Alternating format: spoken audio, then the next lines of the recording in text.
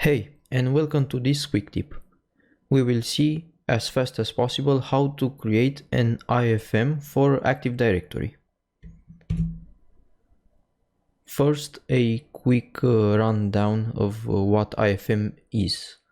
IFM stands for is installed from media, and it creates a snapshot of your Active Directory database and your sysvol folder if needed, which then you can copy on a server that you want to promote as a domain controller.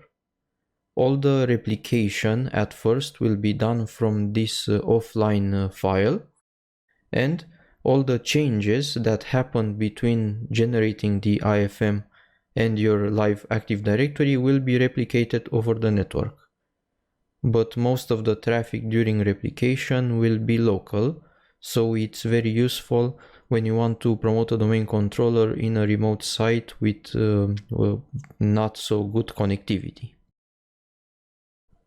To create an IFM, we will use ntdsutil, and this can be run in interactive mode like netsh, for example, or you can run it in one command.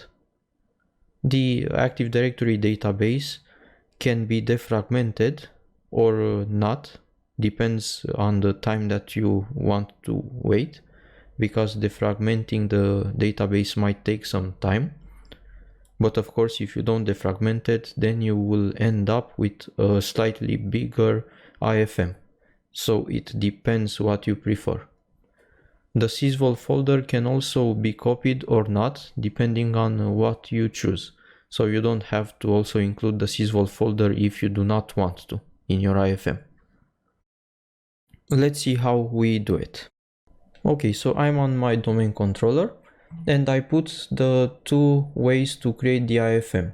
First is the interactive, in which you run each command one after the other, and the context changes as soon as you enter the first command. It will put you in the ntdsutil context, but you can also use a one-liner, which I prefer, and this line will create it will create IFM, including the sysvol folder, which defragments the database. So let's enter a path. And I did not check if this is created automatically, so I will do it beforehand.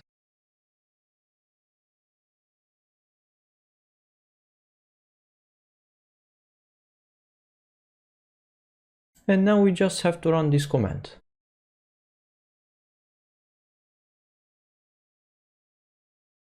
And if you look at the output, you will see that the defragmentation process started and completed very quickly in my case.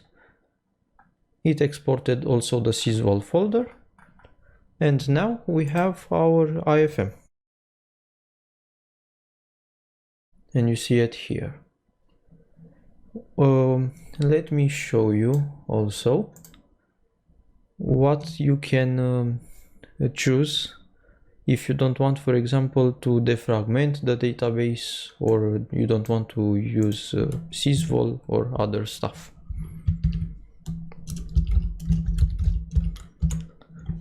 And I think I need to show you in PowerShell directly.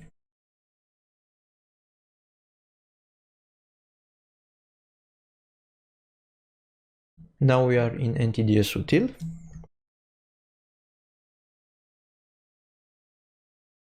We activate the ntds instance.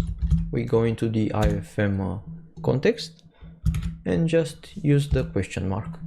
And you see you can create a full or a full with no defrag. You can include also the sysvol, and also you can create IFM from a read-only domain controller. That was it for this quick tip. I hope it was helpful for you. If yes, then I would appreciate a like and a share, and consider subscribing if you're not subscribed.